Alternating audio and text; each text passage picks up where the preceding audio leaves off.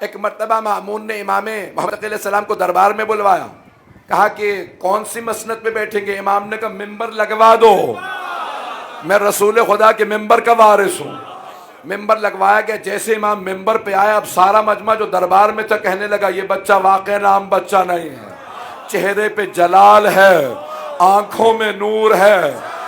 بنی عباس کہ جو سب سے قابل عالم ہے نا اسے بلاؤ۔ کہ کیا نام ہے؟ کہ یحییٰ ابن اقسم۔ وہ 70 برس سے زیادہ تھا، چلے گا مجمع میرے ساتھ؟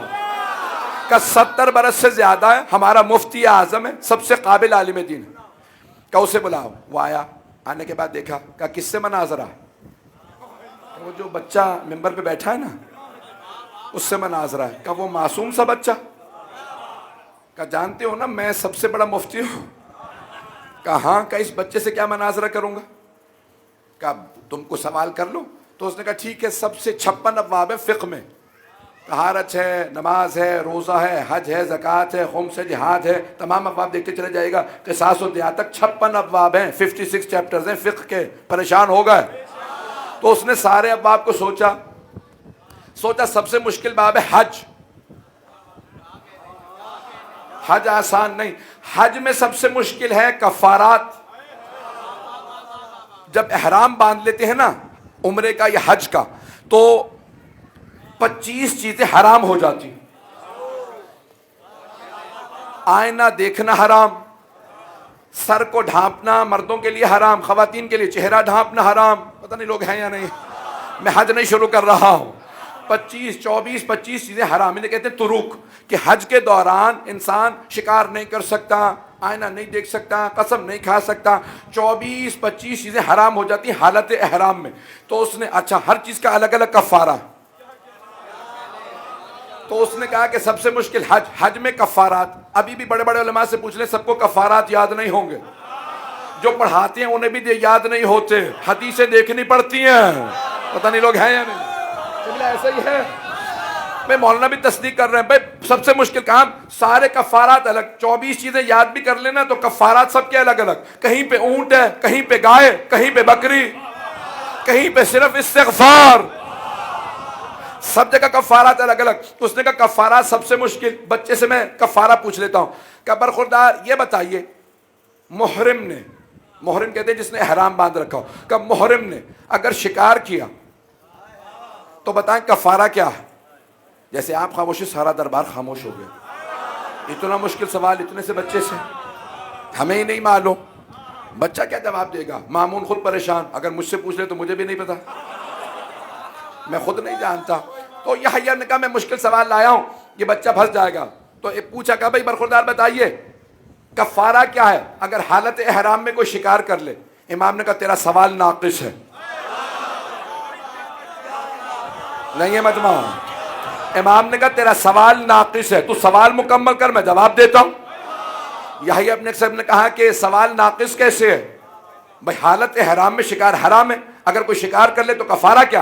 امام نے کہا سوال ناقص ہے۔ کہا کیسے؟ امام نے کہا تو نے یہ نہیں بتایا کہ احرام عمرے کا تھا یا حج کا؟ چلیں گے، نعرہ نہیں آئے گا، اختتام پہ نعرہ لگائیے گا۔ امام نے کہا یہ بتایا نہیں تو نے کہ عمرے کا احرام تھا یا حج کا؟ اس نے شکار حرم کے اندر کیا تھا یا باہر؟ شکار دن میں کیا تھا یا رات میں؟ شکار جانور کا کیا تھا یا پرندے کا؟ جانور چھوٹا تھا یا بڑا؟ شکار کرنے والا بالغ تھا یا نابالغ؟ آزاد تھا یا غلام؟ پہلی مرتبہ شکار کیا تھا یا پہلے بھی شکار کر چکا تھا؟ تو نے یہ نہیں بتایا شکار کر کے شرمندہ تھا یا کوئی شرمندگی نہیں تھی؟ میرا سینے میں دم ہے بھائی۔ ایک مرتبہ امام نے اس کے ایک سوال سے 13 سوال نکالے۔ امام نے کہا اب بتا تیرا سوال کیا؟ مجمع یحییٰ کو دیکھنے لگا، مفتی اعظم 73 برس کا کچھ دیر سوچتا لگا مجھے خود نہیں پتا۔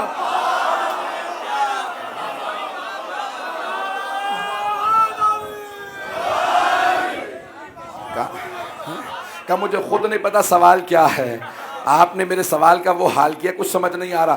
ایک مرتبہ مامون نے کہا کہ فرزند رسول کیا ان سب میں کفارات الگ الگ ہیں؟ توجہ، کیا سب میں کفارات الگ الگ ہیں؟ امام نے کہا ہاں ہر جگہ کفارہ الگ. کہ بعد میں مجھے بھی سکھا دیجیے گا. پتہ نہیں کیسے کیسے لوگ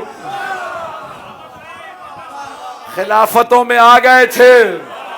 تو جانے کہ ہمیں کہا کہ نہیں میں بھی نہیں جانتا. یہ آج تمام کے تمام مسلمانوں میں جو کفارات ہیں وہ نویں امام علیہ السلام نے سکھائے ہیں. اب امام نے فوراً کہا میرے سوال کی باری. بھائی اگر مناظرہ تھا تو نے سوال کر لیا, میرا سوال. تو اب بہرحال امام نے بھی سوال کیا. تو امام نے کہا بھئی مناظرہ تھا نا, تو پہلا سوال تم نے کیا, ایک سوال میرا بھی. کچھ دیر سوچتا رہا, کہا اگر جواب آیا تو دوں گا, نہیں تو پھر آپ ہی سے سیکھوں گا. تو ایک مرتبہ امام نے کہا نہیں میں بہت سادہ سا بچہ ہوں, بچپنے کا سوال کروں گا. اس نے کہا میں نے دیکھ لیا آپ کتنے بچے ہیں. تو امام نے کہا نہیں بہت سادہ سا سوال کروں گا. یہ بتا ایک آدمی نے تہجد کے وقت ایک خاتون پہ نظر ڈالی تو حرام تھی, فجر پہ حلال, طلوع آفتاب پہ حلال. توجہ, طلوع آفتاب پہ حرام, دن نکلنے پہ پھر حرام, ظہر پہ پھر دوبارہ حرام, عصر پہ پھر حلال, مغرب پہ پھر حرام, عشاء پہ پھر حلال, رات ہوئی پھر حرام ہو گئی, اور آدھی رات پہ پھر حلال. کہنا میں کسی ایسی خاتون کو جانتا ہوں نہ مرد کو. امام نے کہا اگر تم میں سے کوئی بھی مسئلہ جانتا ہے تو جواب دے. سارے مجمع نے کہا ہم میں سے کوئی نہیں جانتا. امام نے کہا جب تہجد پہ دیکھا تو دوسرے کی کنیز تھی, حرام تھی. فجر پہ کنیز کو خریدا, حلال ہو گئی. طلوع آفتاب پہ آزاد کیا, دوبارہ حرام. اس سے عقد کر لیا, حلال. اس نے طلاق دی, طلاق رجعی تھی, حرام ہو گئی. رجعی طلاق تھی, رجوع کیا, حلال ہو گئی. نہیں ہے مجمع. مغرب پہ ایک مرتبہ اس نے زہار کیا جو حرام ہے, دوبارہ حرام ہو گئی. دوبارہ اس نے کفارہ دیا, حلال ہو گئے. امام بیان کرتے رہے, سارا مجمع کہتے رہا اللہ اکبر. سارے مجمع نے کہا ہم گواہی دیتے ہیں روئے زمین پہ اگر کوئی حجت خدا ہے تو یہی بچہ. توجہ ہے جانے کے نام. اب ایک مرتبہ مامون نے کہا کہ اب سارے بنی عباس سے پوچھو اب پتہ ہے یہ بچہ عام ہے یا خاص؟ سب نے کہا یہ بچہ خاص ہے. تو کہا کہ فرزند رسول بتائیے ان تمام مفتیان دین میں سے کون آپ کا عقد پڑھے گا؟ امام نے کہا ان میں سے کوئی میرا عقد نہیں پڑھ سکتا. اگر میرے بابا ہوتے تو وہ عقد پڑھتے, کیونکہ وہ نہیں, میں خود عقد پڑھوں گا. نہیں ہے مجمع میرے ساتھ. امام محمد تقی علیہ السلام نے فرمایا میرا عقد ان میں سے کوئی نہیں پڑھ سکتا, میں خود پڑھوں گا. یہ جو آج ہم خطبہ نکاح پڑھتے ہیں یہ نویں امام کا دیا ہوا. امام نے کہا ان میں سے کوئی نکاح نہیں پڑھ سکتا, میں خود پڑھوں گا. او مسلمانوں اب سمجھو مقام حضرت ابو طالب, جنہوں نے عقد پڑھا جناب رسالت مآب کا, اور پیغمبر نے ان سے کہا کہ آپ میرا عقد پڑھیے.